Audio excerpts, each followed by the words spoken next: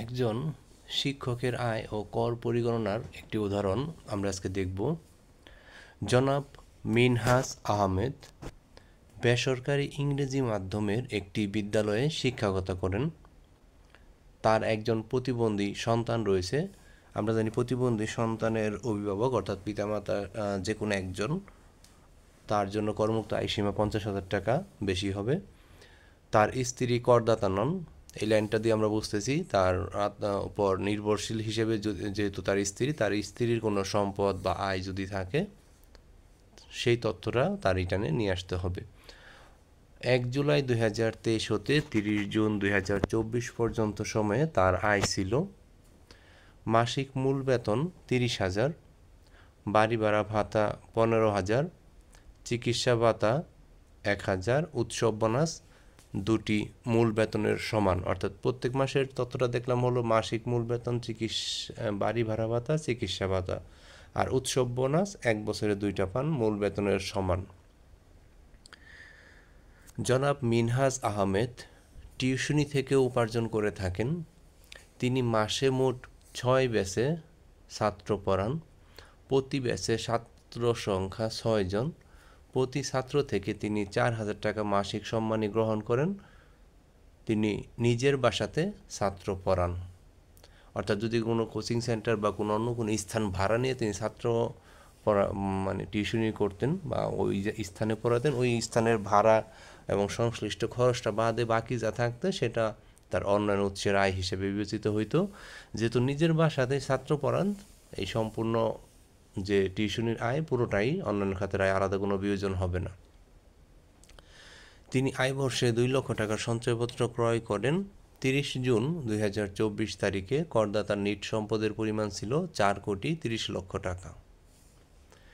2024-25 কর বর্ষে করদাতার মোট আয় ও প্রদেয় করের পরিমাণ নিম্নরূপ: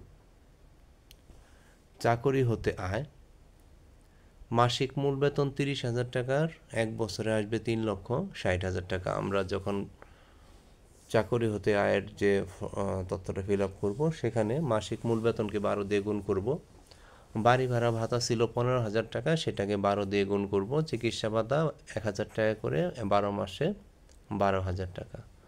উৎসব বোনাস দেখেছিলাম 1 বছরে 2টা পেয়েছেন, মূল বেতনের সমান 30,000 করে 2টা 60,000 টাকা।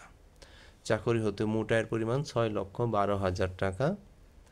আমরা আয়কর আইন 2023-এর ষষ্ঠ তফসিলে যে কর পরিগণনা থেকে বাদ যে অংশটা আছে সেখান থেকে দেখেছি চাকরি হতে আয়ের 1/3 অথবা 4,50,000 টাকা, যেটি কম সেটা বাদ দিতে হবে।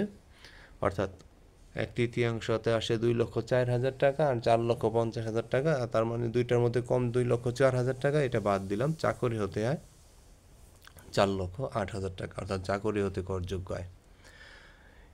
এবার অন্যান্য সে একটা আয় ছিল, তিনি টিউশনি করতেন। টিউশনি থেকে প্রাপ্ত আয় 6টা ব্যাচ ছিল, 6 জন করে স্টুডেন্ট, 4,000 টাকা করে এক একজন দিত 12 মাস। আমরা গুণটা ভালো করে দেখে নিই, মানে ব্যাচ ছিল 6টা, আবার প্রত্যেক ব্যাচে স্টুডেন্টের 6 জন করে 4,000 টাকা করে এক একজনের কাছে নিত, এবং 1 বছরে তার আসে 17,28,000 টাকা। এই উদাহরণে আমরা শুধু 2টা খাতে আয় দেখলাম। একটা হলো বেতন বা চাকরি হতে আয় 4,08,000 টাকা, চাকরি হতে করযোগ্য আয়, আর অন্যান্য হতে করযোগ্য আয় 17,28,000 টাকা, অর্থাৎ মোট করযোগ্য আয় 21,36,000 টাকা। এই আয়ের উপর আমরা এখন করের হিসাবটা করব।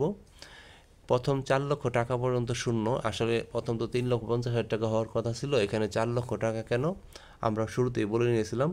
প্রতিবন্ধী সন্তানের পিতা হিসাবে করমুক্ত আয় সীমা 3,50,000, এর সাথে অতিরিক্ত 50,000 করমুক্ত সীমা হবে, অর্থাৎ 4 লক্ষ টাকা।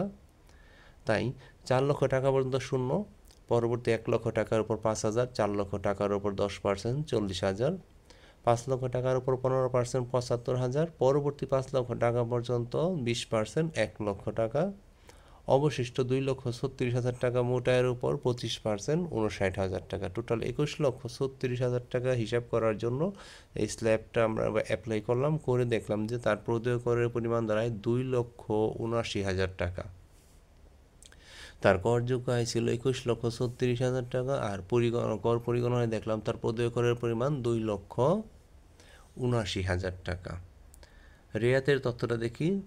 তার অনুমোদনযোগ্য বিনিয়োগ, তিনি সঞ্চয়পত্র ক্রয় করেছিলেন 2 লক্ষ টাকা। এই যে বিনিয়োগটা রয়েছে 2 লক্ষ টাকা, এটার উপর 15% এবং মোট আয়ের উপর 3%। মোট আয় থেকে চূড়ান্ত কর দায়, ন্যূনতম কর হার প্রযোজ্য, হ্রাসকৃত কর হার প্রযোজ্য, এই ধরনের আয়গুলো বাদ দিতে হয়। যেহেতু এই ধরনের কোনো আয় তার এই উদাহরণে আমরা দেখলাম না, তাই সরাসরি 21,36,000 টাকার উপর 3% এবং 10 লক্ষ টাকা, অর্থাৎ অনুমোদনযোগ্য বিনিয়োগের 15%, আয়ের 3% এবং 10 লক্ষ টাকা। এই তিনটার মধ্যে কম যেটা আমরা দেখলাম, এই তিনটার মধ্যে কম হলো 30,000 টাকা, তাই তার কর রেয়াতের পরিমাণ 30,000 টাকা। আচ্ছা, আমি একটু আগে দেখলাম তার প্রদেয় করের পরিমাণ 2,79,000 টাকা, আর তিনি রেয়াত সুবিধা পাবেন 30,000 টাকা। তাহলে প্রদেয় করের পরিমাণ হবে 2,79,000 টাকা থেকে 30,000 টাকা বাদ যাবে, তাহলে 2,49,000 টাকা তার প্রদেয় করের পরিমাণ। এইভাবে তিনি তার করের হিসাব এবং তার মোট আয়ের হিসাব, রেয়াতের হিসাব এবং করের হিসাবটা সহজেই বের করতে পারেন। ধন্যবাদ সবাইকে।